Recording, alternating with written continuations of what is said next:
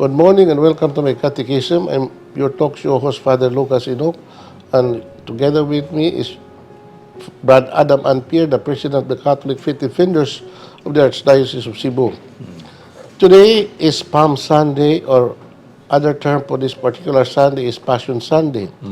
Why Palm Sunday? It's because today we commemorate the solemn event in the life of our Lord when He entered the holy city of Jerusalem riding on an ass or a colt. And then He was met with a large crowd of people in Jerusalem bearing palm leaves and shouting with hosannas of the Son of David. Blessed is He who comes in the name of the Lord. That is what the people were saying.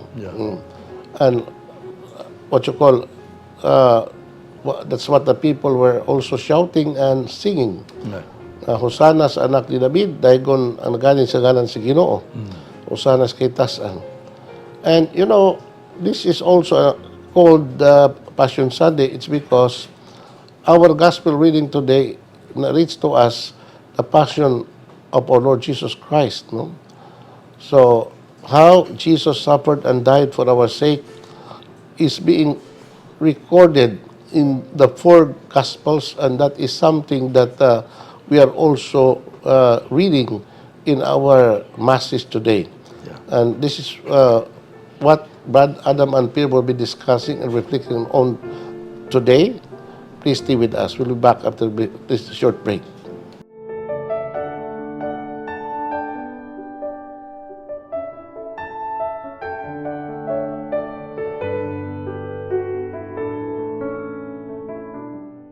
Thank you for staying with us, Brad Adam. I'm buntag. May buntag, Father. May buntag sa tanan.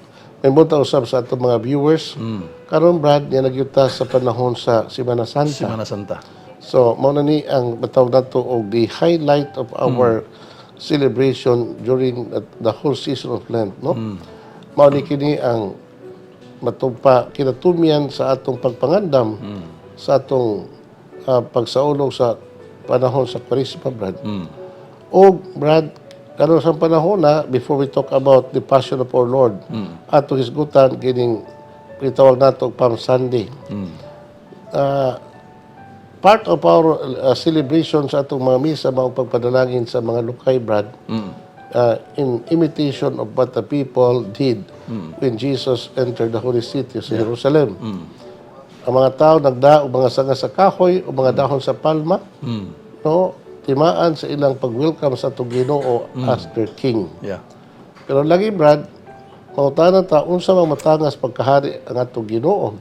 So, mao ni usas mga controversial kayo nga titles to Ginoo. He was called by some people as the King of the Jews. And Saint Paul also called Jesus as the King of Kings and Lord of Lords. So, when Pilate, during the trial of our Lord, interrogated Jesus and asked, "Are you really the King of the Jews?" And then Jesus answered, "You said so." Okay, etc. Na mo ni Brad nga ang atong pangutana unsa bang matangas pagkahari atong Ginoo. Kung atong tanawon unsa giyang action when he entered the holy city. So as if he was entering the city of Jerusalem triumphantly. It's like he was a conquering Messiah. Nagsakay ko sa asno. Kanang asno, Brad, no? Sa kanang gamayng kabayo. Gamayng kabayo. Yeah, it's a gentle animal, Brad, no? Matalpa sa mananap nga gentle kaayo, no? Buotan nga pagkamananap. And Jesus opted to ride on a donkey or on a colt, no?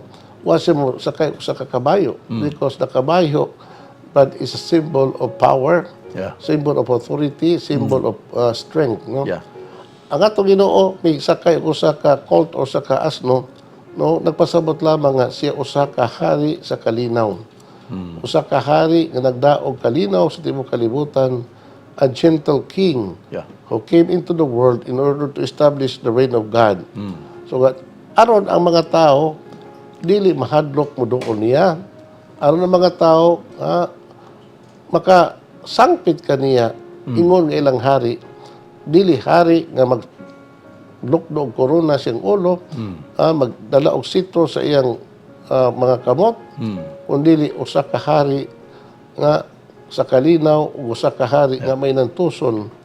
Kay ang iyang pagkahari, Brad, wa man siya moanhi aron paghari-hari. Papuri. No, miani siya aron pagpangalagad. Amen. Miani siya aron pagantos alang sa kaluwasan atong mga katawhan. Correct. Ug mianhi siya aron pagdala sa gugma ug kalinaw sa Dios. Ikaw, Brad? Dahil na sa gisgutan pa sa Old Testament, gitagnan ni Prophet Isaiah in Isaiah chapter 9 verse 6 nga siya mao gyud ang Diyos, ang amahan nga makagahom sa tanan og prinsipe sa kalinaw. So na kuan gyud na klaro gyud na diha sa buong tugon na kining natao sa mahal nga Birhen Maria mao gyud to siya ang gitawag og Jesus. Amahan nga makagahom. Amahan nga magagahom sa tanan. Ug siya mong hari sa kalinaw. Ug iya ginang gipakita Father no sa tibuok kalibutan that he is really the King of Peace, the Prince of Peace. So Ginauna, Brad, nga ang usa ka titles tong Ginoo prophesied by the prophet Isaiah nga this child ang mataw usa ka hari nga magdalag kalinaw sa tibuok kalibutan. Amen. Wait, we have to say that mas karong ang panahon kinahanglan kalinaw kay gubot na kay kalibutan ba. Musa we have to ask and pray nga ang atong Ginoo maghari na sa kalibutan aron ang iyang kalinaw gugma mao nang maghari. Karon, Brad, ato sang paminawon ang atong ebanghelyo kay itawag mo sab karong Passion Sunday. Passion no? Sunday. Tungod lagi kay ato man ang atong pabalandong karong Domingo ha, nagisgot man siyang kasakit. Yeah. So ato basahon ebanghelyo. The Lord be with you. And with your spirit. A reading from the Holy Gospel according to Mark. Praise to you, Lord Jesus Christ. Early in the morning, the chief priests, the elders, and the teachers of the law, that is, the whole council of Sanhedrin, had their plan ready. They put Jesus in chains, led him away, and handed him to Pilate. Pilate asked him, "Are you the king of the Jews?" Jesus answered, "You say so." As the chief priest accused Jesus of many things, Pilate asked him again, "Have you no answer at all? See how many charges they bring against you." But Jesus gave no further answers, much to Pilate's surprise. At every Passover festival, Pilate used to free a prisoner that people asked for. Now there was a man called Barabbas, jailed with the rioters who had committed murder in a uprising. When the crowd went up to ask Pilate the usual favor, he said to them, "Do you want me to set free the king of the Jews?" For he realized that the chief priests had handed Jesus over to him out of envy. But the chief priests stirred up the crowd to ask instead for the release of Barabbas. Pilate replied, "And what shall I do with the man you call king of the Jews?" The crowd shouted back, "Crucify him." Pilate asked, "What evil has he done?" But they shouted louder, "Crucify him." As Pilate wanted to please the people, he freed Barabbas, and having had Jesus pledged, Pilate handed him to be crucified. The soldiers led him out of the city to crucify him. On the way, they met Simon of Cyrene, father of Alexander and Rufus, who was coming in from the country, and forced him to carry the cross of Jesus. When he had led him to the place called Golgotha, which means the skull, they offered him wine mixed with myrrh, but he would not take it. Then they nailed him to the cross and divided his clothes among themselves, casting lots to decide what every man should take. It was about 9 o'clock in the morning when they crucified him. The statement of his offense was displayed above his head, and it read, "The King of the Jews." They also crucified 2 robbers with him, one on his right and one on his left. And the scripture was fulfilled, which says, "And with lawless ones he was numbered." When noon came, darkness fell over the whole land and lasted until 3 o'clock. And at 3 o'clock, Jesus cried out in a loud voice, Eli, Eli, lama sabachthani, which means, my God, why have you deserted me? As soon as they heard these words, some of the bystanders said, Listen, he is calling for Elijah. And one of them went quickly to fill a sponge with bitter wine, and putting it on a reed, gave it to him to drink, saying, Now let us see whether Elijah comes to take him down. But Jesus uttered a loud cry and gave up his spirit. And immediately the curtain that enclosed the temple sanctuary was torn in two, from top to bottom. The captain, who was standing in front of him, saw how Jesus died and heard the cry he gave, and he said, Truly, this man was the Son of God. The Gospel of the Lord. Praise to you, Lord Jesus Christ. So Brad, mao niya nga itong tawag na itong narrative of the Passion of Jesus by St. Mark, no? Kini Brad, sayo kay sabton kining iyang narration may tungod sa trials to Ginoo before Pilate, no? That Jesus was accused by the chief priests and the leaders of the people for so many crimes. Yeah. Dili yun mas substantiated sa mga tao kay dili man tinuod, no? Unya kung sa mga krimen nga ilang ipakanaog ngadto kang Pilato mao nga siya miangkon nga siya hari sa mga Hudyo. Amangani on the top of the cross where Jesus was nailed, no? Doon na inscription nga to written in Aramaic and also in Latin and in Greek which says, This man is the King of the Jews. Yeah. It is, no? Jesus Nazarenos Rex Judiorum. So mo na Brad niya, finally, Pilate, because of the demands of the crowd, because also of the instigation of the chief priests, no, wa sinahimo, he handed Jesus over to them and had him crucified by the Roman soldiers. And at 3 o'clock in the afternoon, Jesus gave up his spirit and cried out in a loud voice, saying, Eli, Eli, lama sabachthani. So mo na Brad, ang kinatibukan nga saysay sa Ebanghelyo sa Marcos may tungod sa kasakit sa atong Ginoo hangtod sa iyang kamatayon. O mubalik ta uman itong short kaayo nga prose was. Brad, no? Stay with us.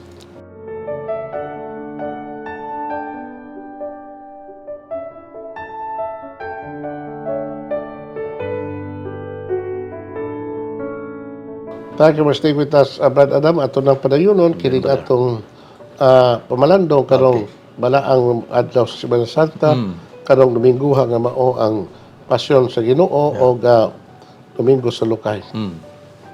Brad, makabatikod ba sa pagsulod sa itong Ginoo sa balaang syudad, dako nga pundok sa mga tao is crowd of people, may sugat niya malipayon niya. Karon pagka Biyernes, lain naman ang tudada sa mga tao. Lain na. Lain naman ang ilang pagsagit, no? Inay Hosana sa anak ni David. Lain naman ang ilang pagsagit. Ilansan siya sa krus. Mao na Brad nga ang tao ba dali na kayo sa nga mausab ang ilang unahuna concerning Jesus. Tungod sa gitawag na instigation, no? Pagsibak kanila sa mga katagpuan sa ilang katawhan, ang mga alabang pari o mga parisiyo o magtutudlos balaod. You know, Brad, this very tragic and very fortunate nga atong Ginoo nga gipada sa amahan para sa iyang kaugalingong katawhan. Apan ang iyang kaugalingong katawhan ang Israel isalikway kaniya. That is chapter 1 of the Gospel of John. Verse 14 and 15. Unya, Brad, baka ingon ta nga pagka subo kayo paladungon nga unta ang katawhan sa Israel mao pinaggang katawhan sa Ginoo, and according to St. Paul diha kanila nataw ang Mesiyas og sa ilang kaugalingong kaliwat, no? Unya ang nitabo ang iyang kaugalingong katawhan mao na hinuoy wala mo dawat ug ang ilang pagdawat sa Ginoo misangko sa paglansad kaniya sa krus, no? Grabe ang rejection sa mga katawhan sa Israel, Brad, no? So that's what we call the irony, the tragedy Yeah. of the people nga gipili sa Ginoo. Na ila untang dawaton ng tong Ginoo. Kay mao man siya gyud ang tinudnay gipadala sa amahan. Apan instead of believing in him and accepting him, ang ilang reaction mao man of it was a reaction of hostility. Yeah. And also a reaction of kanang not hostility but not only hostility but kundi after gyud nga pag kasuko nestong Ginoo for the reason nga ngatong Ginoo miangkon nga siya anak sa Dios, Yeah. miangkon nga siya hari niya. Mao na brad nga with that truth ang atong Ginoo nagantos ug namatay eventually. Mao gina murag mao nay nasud sa script or plano sa Ginoo, Father, no, nga gitag na sa Isaiah chapter 7 verse 14 nga munganhay gyud siya gyud mismo ang Dios magpagkatao, moban kanato nganlan siya og Emmanuel katumanan na sa Matthew chapter 1 verses 18 to 23.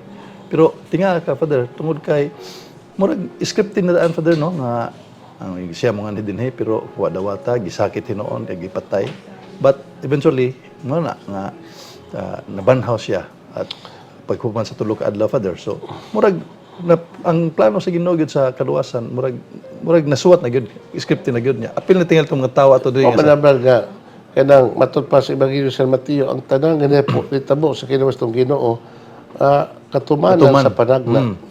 Because Jesus is the fulfillment of the past prophecy of the old, no? Amen. So manabal nga kining kanang sa Ebanghelyo nga itong ibasa kan San Marcos, San Marcos. kay mao man niya the first gospel, no? The earliest, the simplest of Yeah. all gospels, no? Yeah. In the New Testament. In fact, both Matthew and Luke are copied much from the Gospel of Matthew. Mark. Okay, Brad.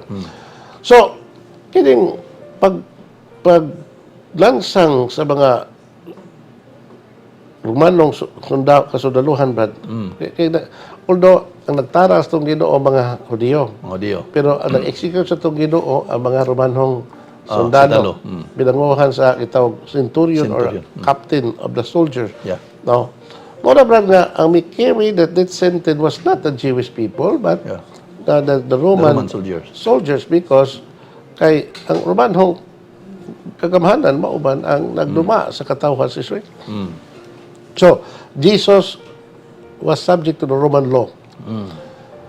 He died according to the provision of the Roman law.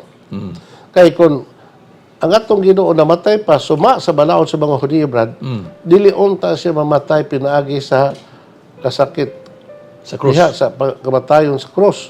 He could have died by way of stoning. Yeah. No, because Kami stoning, balaod. according to the law of the Jews, no, mao na ang silot sa mga tao nga makasala og heinous crime, especially the crime of blasphemy. Yeah. That's why when Jesus said, I am the Son of God, kay gipangutanan siya balabang pare, ikaw ba ang hari sa mga Hudiyo, or ikaw ba ang anak sa Diyos? O siya, isulti mo, isulti mo. You said it. Yeah. So ito pa, yan ko nga, he is truly the Son of God. Mo ito gihubo sa labang pari ang iyang sapot o iya kinigipikas o matod pa niya. Wala na kita makinahanglan ng mga saksi. Sa inyong mga dalungan, inyong dungog, nga kining tawhanan nagpasipala kay siya may angkon nga anak sa Diyos. So according to the Jewish law, Jesus was the guilty of blasphemy because he claimed to be the Son of God, and therefore he deserved to die by stoning. Pero lagi, because during the time for Lord, ang mga Hudiyo di ka execute sa itong Ginoo according to their law, because they were governed by the Roman law. So mao na nga namatay ang itong Ginoo suma sa balaod sa mga Romanhon. Ano po batuban ang kasulatan, Brad? Amen. Nga naman, kay batuban scripted ang kinabuhis itong Ginoo sa Ebanghelyo ni San Marcos o other gospel. Nga naman, tungod kay matod pas kasulatan nga mingon tong Ginoo chapter 3 verse 14 of the Gospel of John, mingon siya, just as Moses lifted up the serpent in the desert, so must the Son be lifted up. Yeah. So kinahanglan yun ang anak nga iisa usab, referring sa kamatayon niya sa cross. Yeah. No?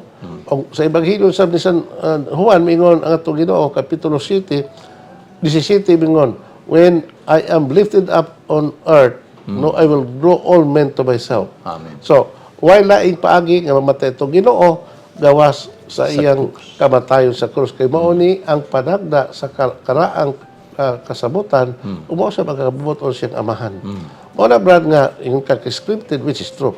In fact, Brad, if we read the book of the prophet Isaiah, makita nato diha, Brad, nga gikan sa pagkataos ng Ginoo hangtod siyang kamatayon, gipadhagna ng dad, especially his kasakit. But in chapter 53, 54, 55 the Gospel of Isaiah, Brad, that is what we call the hymn of the suffering servant of God, talking about the suffering of our Lord. Yeah. Iyon sa pagpasakit ang atong Ginoo. And finally, he said, by his own wound, we are being saved. Pinaagi siya mga samad, kita nangaayo, kita nangaluwas. No? Tadi, Brad, no? Iyon sa pagdetali ni Propeta Isaiah, nga siya nagsuwat sa iyang basahon mga 800 years before the coming of our Lord. But nagitag na ng daan, the manner sa paagi nga ang atong Ginoo mamatay. Yeah. Og tiniuod gayud. Yeah. Kaya gano'n man lagi, kaya nga itong Ginoo, mauman ang katumanan sa padagna sa karaang testamento. Amen. Okay, Brad. Diya sa Kwanre, curious lang ko diya sa Ezekiel chapter 9 verses 4 to 6. Gisgutan mo din nga, way ko kaloy Ezekias, patiya tanan ng mga tao, babae, lalaki, bata, tigulang, patiya, way ko kaloy. Pero ayaw hilabti, katong doon ay tatak na cross diya siyang agtang. So doon na connection na di sa kini ang bagong tugon, our Lord Jesus Christ nga dihan isilutan siya, ipatay siya dito sa cross. Og sa katong Old Testament nga gingon nga apan ayaw gigilabti kadtong adunay tatak nga cross diya siyang agtang daw sa Greek pa. Kini, Brad, no, kadang also may you're asking about the connection between that of Basi aduna to imong rekwan din, no? kaya sa kanang testamento in other context, Brad, no? Yeah. About pasabot nga in that context, the Old Testament which you have quoted, Yeah. nagpasabot nga kanang the sign of the cross Yeah. was already mentioned in the Old Testament. Even during the time of Exodus, sa diha nga mga katawan sa Israel may biya sa Ehipto. Yeah. Yeah, aron nga ang katawan sa Israel dili ma-appeal sa kastigo sa Ginoo. Yeah. To kill all the newborn the firstborn child of the Jews of Egyptians. of the Egypt or mao na nga ang ilang mga balay kinahanglan butangan kanang pintalan og dugo sa kanang pure lamb of God, the blood of the true lamb of God, or the lamb of the blood of the unblemished lamb, ila kining gipintal sa ilang bubong, sa ilang panibalay, sa portahan silang balay, aron ang angel of the Lord pass over sa bang balay.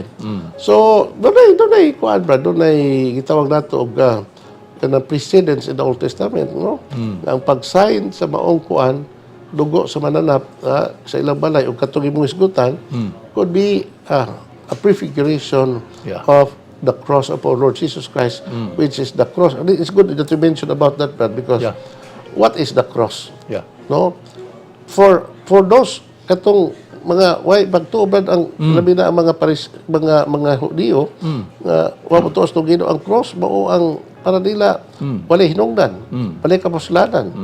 But for us, according to St. Paul, giluwas, the cross of Jesus is the power and the wisdom of God. Amen. So, mga Brad, nga, doon lagi, ang kining cross, Brad, no, is a symbol, an instrument of punishment.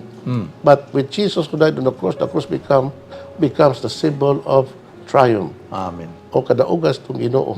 Kay pinaagi siyang kamatayon sa cross, kita na nga luwas. Amen. O balik ta human ning hambubo nga post na to, Brad, we would invite our people to please stay with us.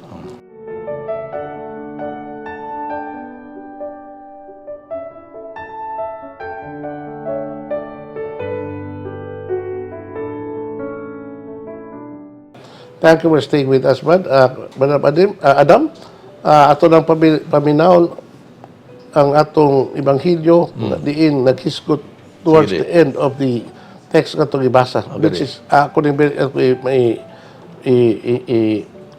emphasize, Brad. Yeah. Nga naman, when Jesus died, Brad, no? nakita sa captain o kapitan or centurion Centurion. nga the head of the Roman soldiers who carried the death penalty of our Lord. There is a very special good kaayo nga passage, but this is in Mark chapter 14 verses 47. Meaning din, the captain who was standing in front of him saw how Jesus died and heard the cry he gave up. And he heard the cry he gave, and he said, the centurion said, Yeah. truly, this man was the Son of God.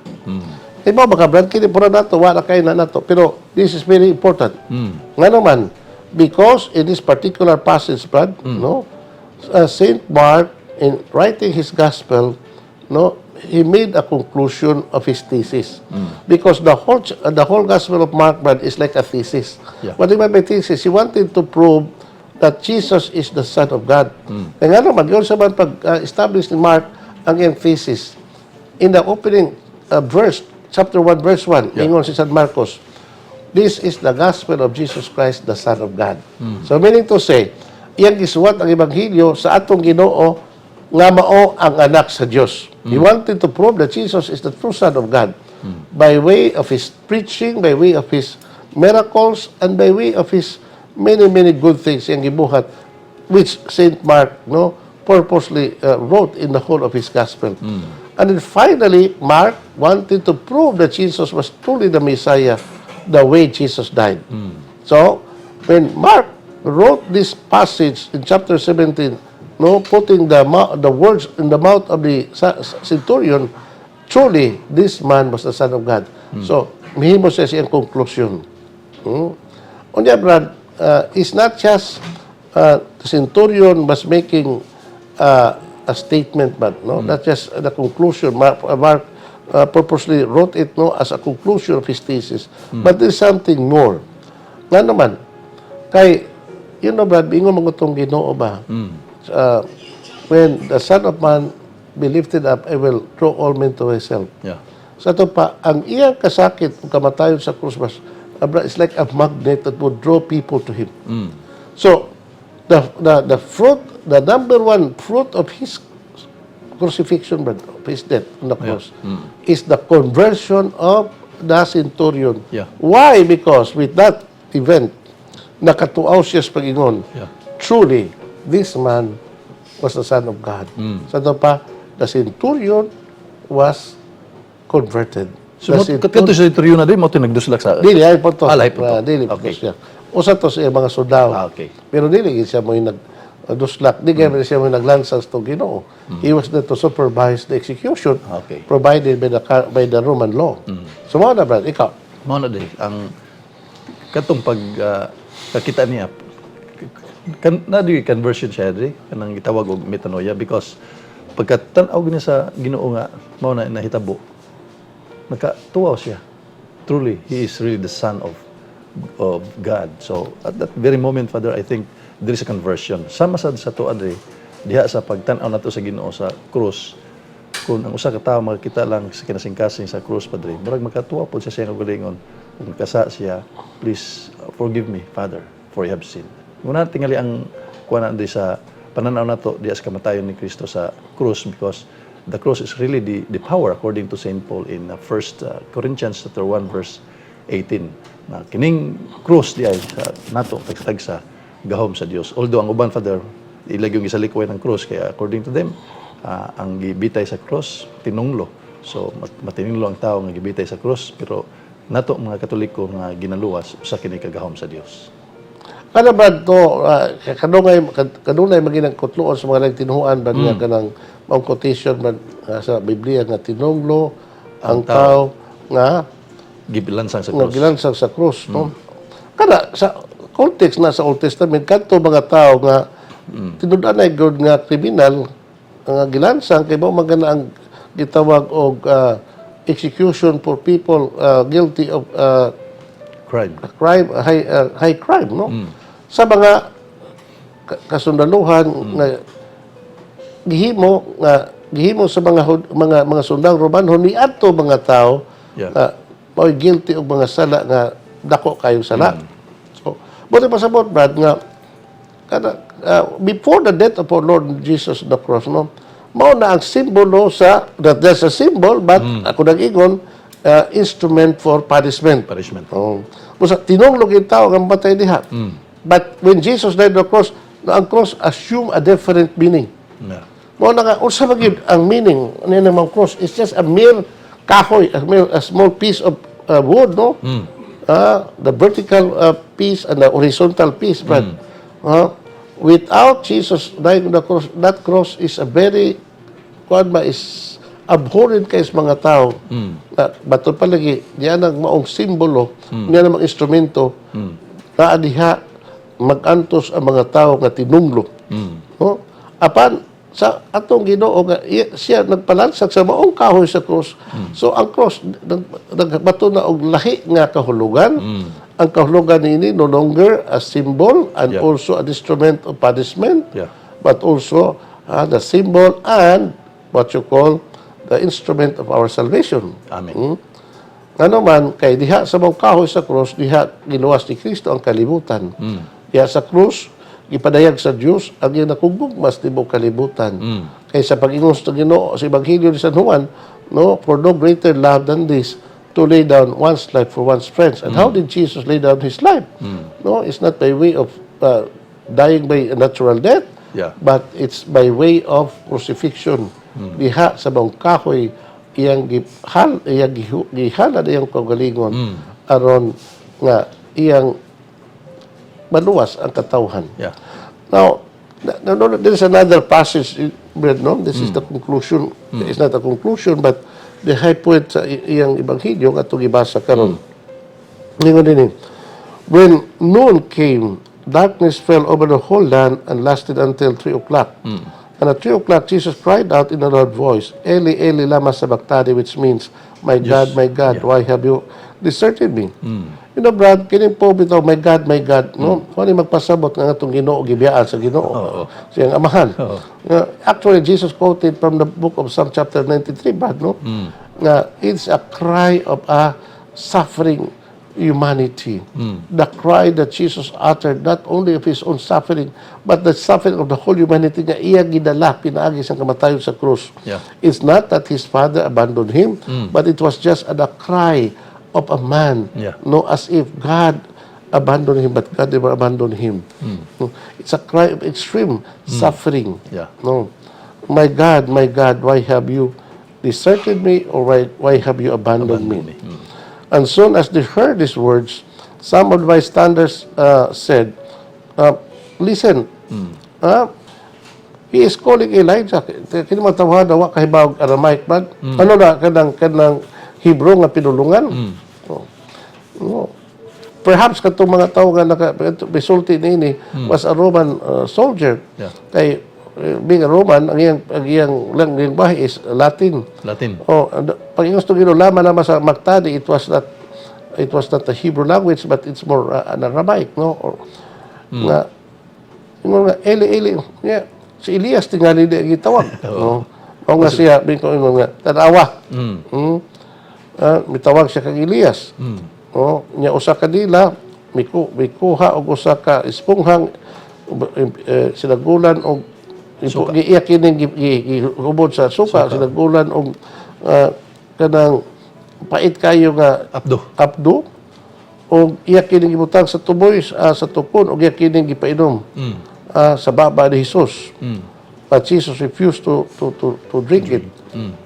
And now mingon siya, tanaw nato kung si Elias moabot pa aron pagkuha kaniya sa krus.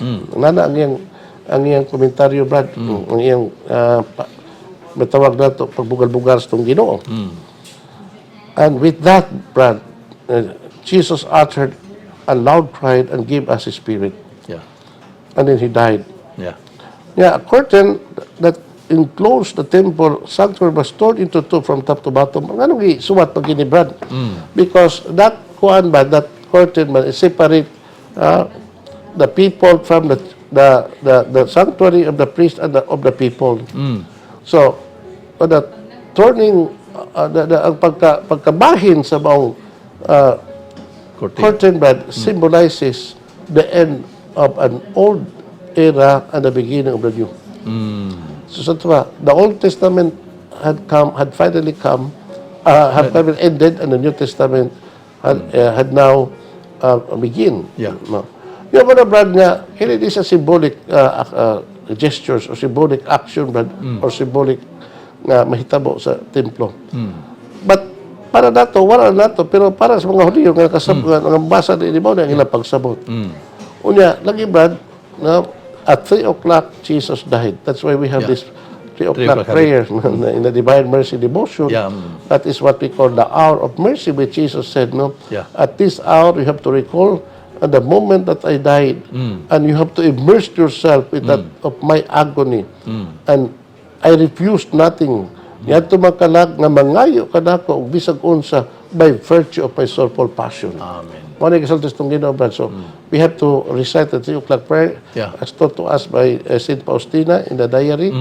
No? Correct. Aron nga maka-recall ta, makapabalandong ta. Amen. The greatest act of the Son of God dying at 3 o'clock, and He offered His Spirit in order for us to be reconciled back to God. Amen. So, Brad, itong paghinaot katong katawhan, magpahimulos din maong mga balaang adlaw, kay balaang adlaw man ni Brad, no? Ano nga, mabalaan tang tanan, that you have to go to confession, you have to attend all our services in the church, no?